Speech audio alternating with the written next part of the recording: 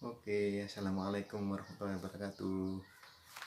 Ketemu lagi bareng saya dalam pembelajaran bahasa Indonesia kelas 7. Pada kesempatan kali ini, anak-anak, Bapak akan menjelaskan tentang teks narasi atau cerita imajinasi. Apa itu teks narasi, cerita imajinasi? Teks narasi atau cerita imajinasi itu adalah cerita yang menghayal atau cerita hayalan. Nah, dalam kesempatan kali ini, mari kita ulas bareng tentang teks narasi atau cerita imajinasi. Nah, oke, kita mulai saja. A. Mengidentifikasi unsur teks narasi. Teks narasi atau cerita imajinasi ini lebih difokuskan kepada cerita imajinasi atau hayalan, yakni cerita yang diciptakan oleh penulis berdasarkan angan-angan, daya hayal atau hasil berpikir dari sang penulis tersebut. Nah, untuk menjadikan hal yang mungkin menjadi tidak mungkin, dan yang tidak mungkin pun bisa menjadi mungkin, karena ini sifatnya fiksi atau hayalan. Oke, lanjut. Unsur membangun cerita imajinasi ada dua, yaitu unsur intrinsik adalah unsur yang membangun keindahan cerita yang berasal dari dalam, yang terdiri dari tema, tokoh, penokohan, alur latar, sudut pandang, dan amanat. Yang kedua yaitu unsur ekstrinsik adalah unsur yang menggabungkan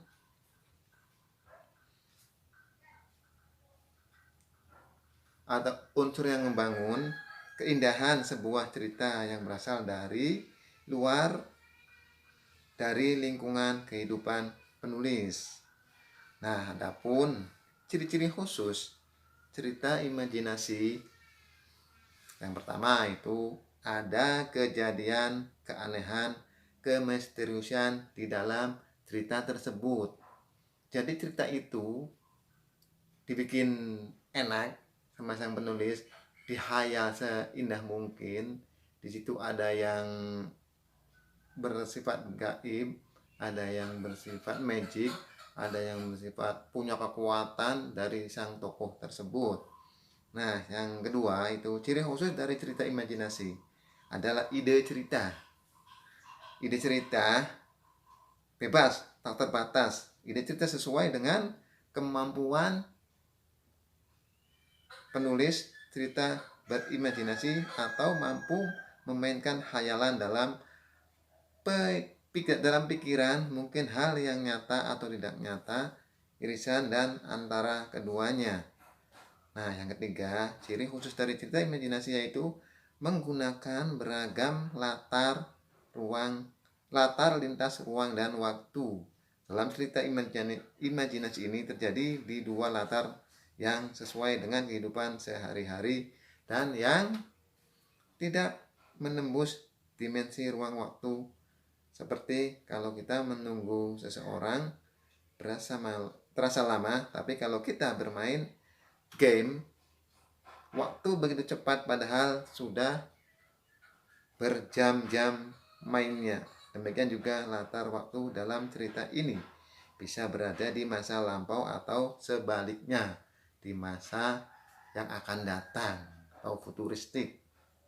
Oke, yang keempat, ciri khusus cerita imajinasi.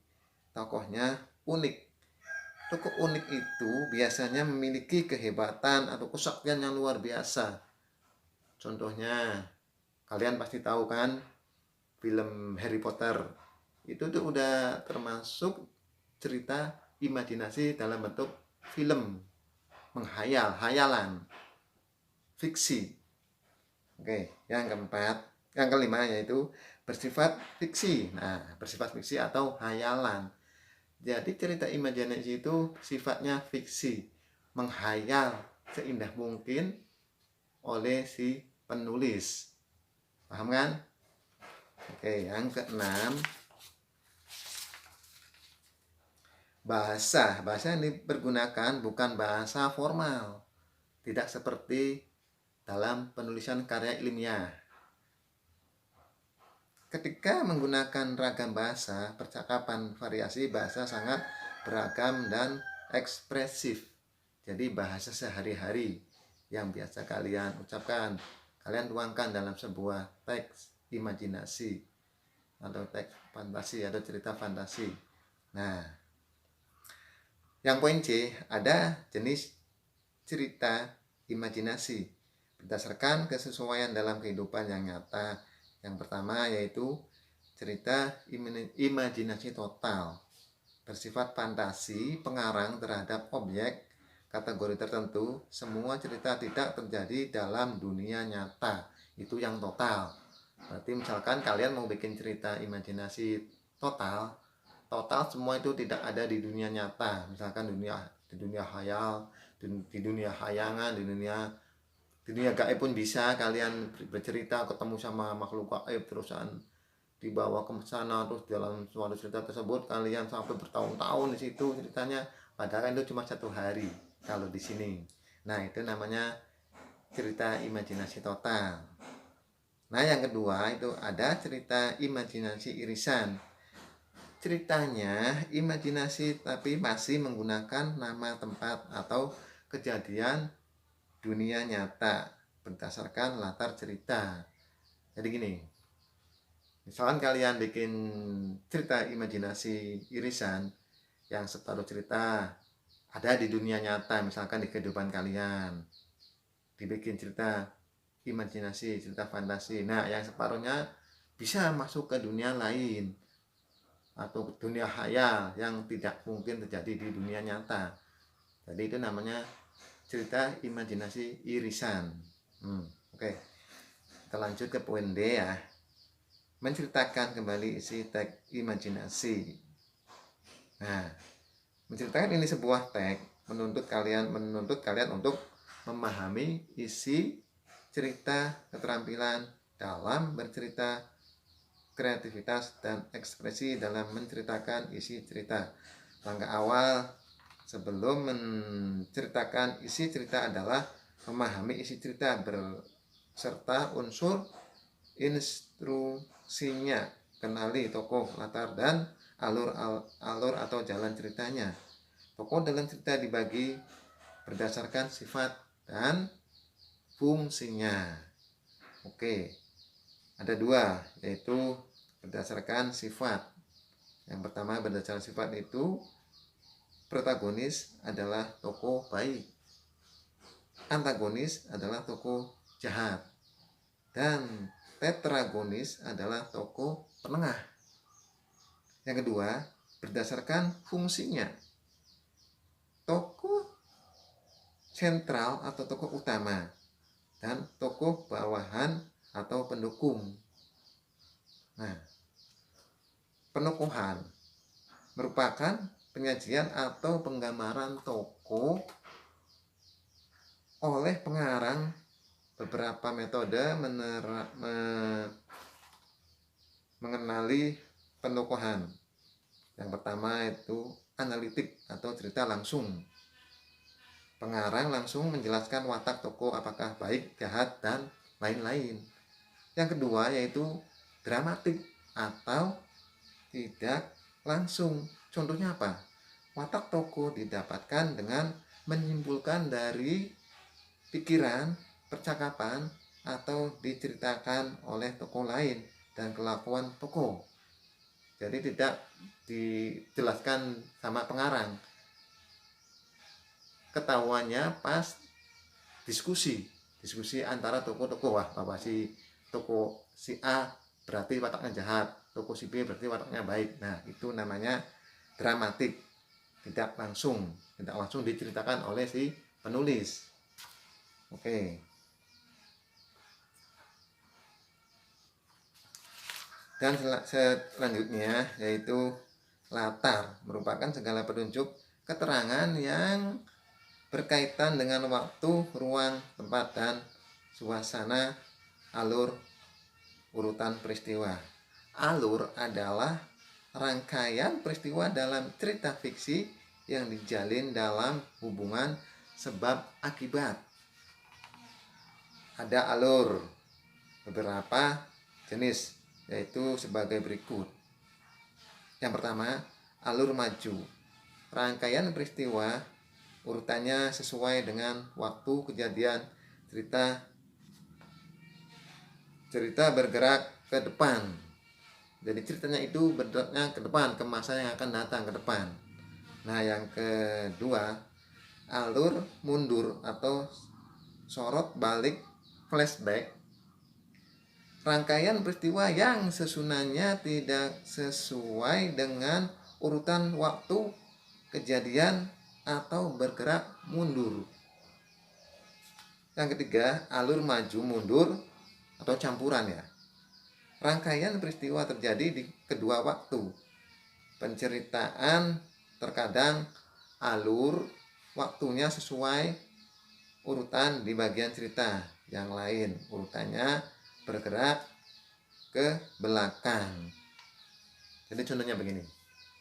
Misalkan kalian bikin cerita imajinasi, kalian bikinnya di masa sekarang, nah tiba-tiba itu ke masa lampau, langsung ke masa lampau. Si tokoh itu masuk ke dunia lain, dia kembali ke 10 tahun yang lalu atau kembali ke 20 tahun yang lalu.